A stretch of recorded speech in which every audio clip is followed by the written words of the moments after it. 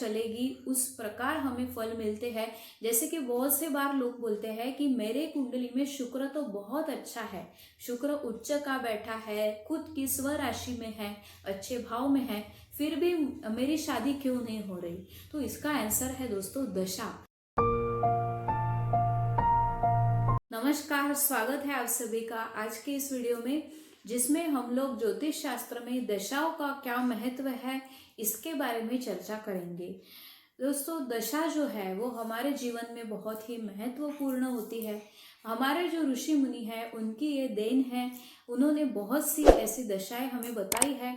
खुद ऋषि पराशर ने हमें 32 दशाएं बताई है। जेमिनी एक ऋषि थे जिन्होंने भी बहुत सी दशाएं बताई है, जैसे कि चर दशा है, जेमिनीज मांडुक दशा है, ये उनकी कुछ पॉपुलर दशाएं हैं।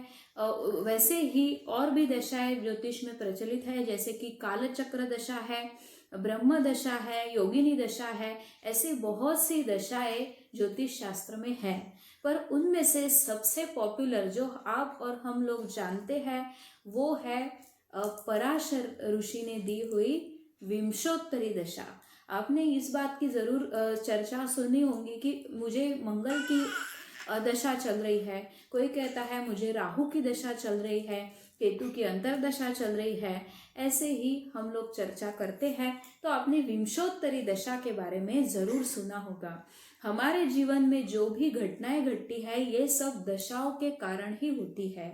जैसे कि फॉर एग्जाम्पल ये जो दशा है, सबसे पहले विंशोत्तरी दशा, इसका एक प्रॉपर सीक्वेंस होता है। जिस नक्षत्र में आपका जन्म हुआ है, यानी कि आपका जब जन्म हुआ उस समय चंद्रमा जिस नक्षत्र से गोचर करेंगे उसका जो राशि स्वामी होगा उससे आपकी दशा चालू होगी। फॉर एग्जाम्पल यदि किसी का जन्म रेवती नक्षत्र में हुआ है, यानी कि चंद्रमा रेवती नक्षत्र में थे जब उसका जन्म हुआ, तो रेवती नक्षत्र के जो नक्षत्र स्वामी है वो है बुध ग्रह। तो उस आदमी के सबसे पहली दशा उसको आएगी बुध ग्रह की दशा। इस प्रकार से हमें देखना होता है। फॉर एग्जाम्पल यदि किसी का जन्म पुष्य नक्षत्र में होता है तो उसको सबसे पहली जो दशा आएगी वो शनि की आएगी, क्योंकि पुष्य नक्षत्र के जो नक्षत्र स्वामी है वो है शनि ग्रह। इस प्रकार से हमें देखना होता है। समझो किसी का जन्म अश्विनी नक्षत्र में हुआ है तो उसकी जो पहली दशा होगी वो केतु की दशा उसको आएगी, महादशा, क्योंकि केतु ये अश्विनी नक्षत्र के नक्षत्र स्वामी हैं। आई होप आपको समझ आ गया होगा। तो सबसे पहली यदि केतु की दशा किसी को आती है तो केतु की दशा ये 7 साल की होती है। उसके बाद शुक्र की दशा आती है, शुक्र की महादशा ये 20 साल की होती है। उसके बाद सूर्य की महादशा आएगी, सूर्य की महादशा ये 6 साल की होती है। उसके बाद जो दशा आती है वो चंद्र ग्रह की आती है जो कि 10 साल होगी। चंद्र ग्रह के बाद मंगल ग्रह की आती है, वो 7 साल की होती है। उसके बाद राहु ग्रह की दशा आएगी। राहु ग्रह की दशा बहुत ही लंबी चलती है जो कि 18 साल तक रहती है। उसके बाद बृहस्पति की महादशा आएगी।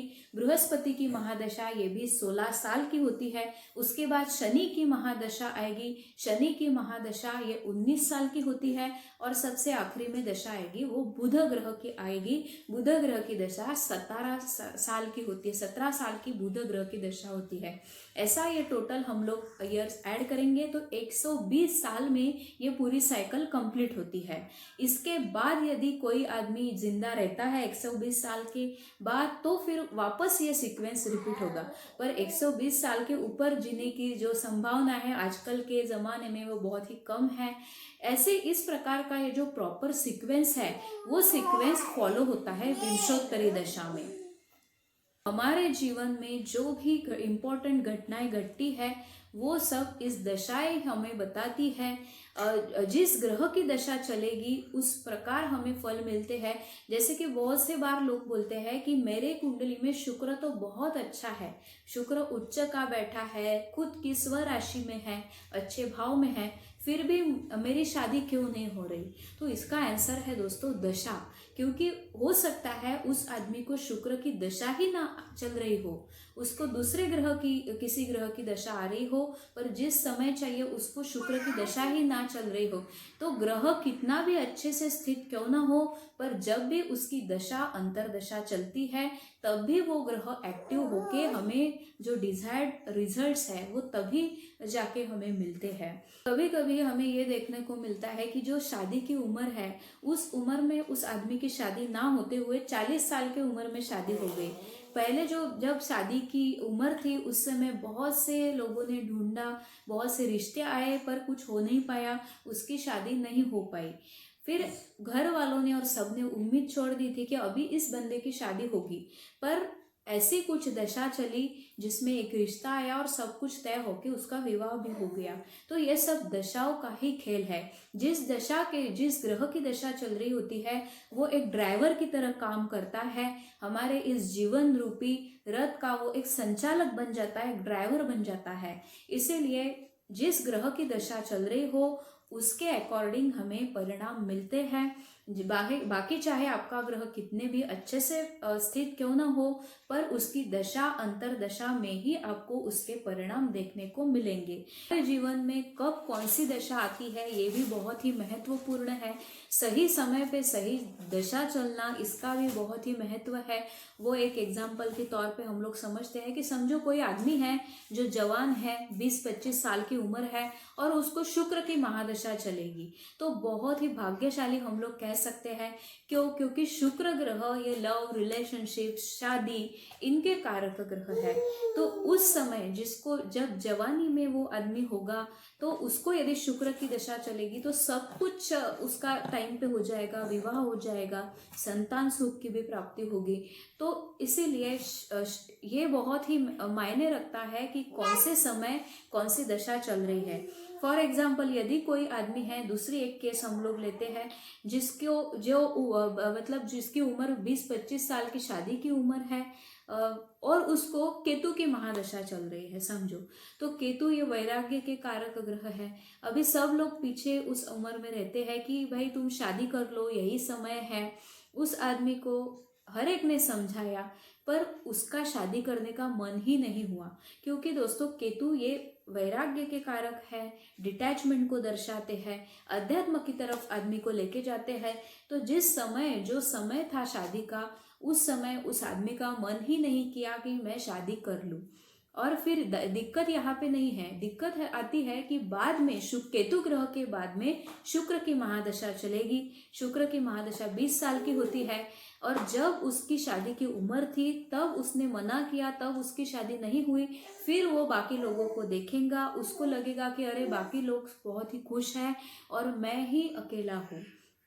इसीलिए सही समय पे सही दशा आना ये भी बहुत ही महत्व है इसका। और दशा जो है वो हमारे जीवन काल में जो भी घटनाएं घटती है उनको दर्शाता है। यदि जवानी में कोई आदमी है, शनि की महादशा चलेगी तो करियर अपॉर्चुनिटीज, क्योंकि शनि ये बाय डिफॉल्ट करियर के कारक ग्रह है। काल पुरुष कुंडली में 10वें भाव में 10वीं राशि जो कि शनि ग्रह की है वो पड़ती है। शनि ये कर्म के कारक ग्रह है। तो यदि आपको जवानी में शनि की महादशा मिल गई तो बहुत सी करियर अपॉर्चुनिटीज आपके लिए आएगी। इस प्रकार से हमें रिजल्ट जोड़ के देखने पड़ते हैं। पर हर कुंडली में ग्रहों की क्या स्थिति है, इस पे कौन सी घटनाएं उसके जीवन काल में घटेगी, ये सब निर्भर करता है। इस प्रकार से दशाओं का बहुत ही महत्व है। आने वाले वीडियो में हम लोग दूसरे, जैसे कि शुक्र ग्रह की महादशा में आमतौर पर कौन से रिजल्ट मिलते हैं, इसके बारे में चर्चा करेंगे। वैसे तो हमें डिटेल तभी पता चलेगा जब हम लोग उस आदमी के पर्टिकुलर कुंडली में ग्रहों की क्या स्थिति है उस पे ये सब निर्भर करता है। पर जनरलाइज प्रेडिक्शंस हम लोग देखेंगे कि जब शुक्र ग्रह की महादशा चलेगी तो आमतौर पर कौन से रिजल्ट्स हम लोग एक्सपेक्ट कर सकते हैं। कि इस पे मैं शॉर्ट्स वीडियो बनाऊंगी, क्योंकि आजकल लोग ज्यादातर शॉर्ट्स ही देखना पसंद करते हैं। तो जुड़े रहिए, stay tune with the astrological inquiry. Thank you for watching.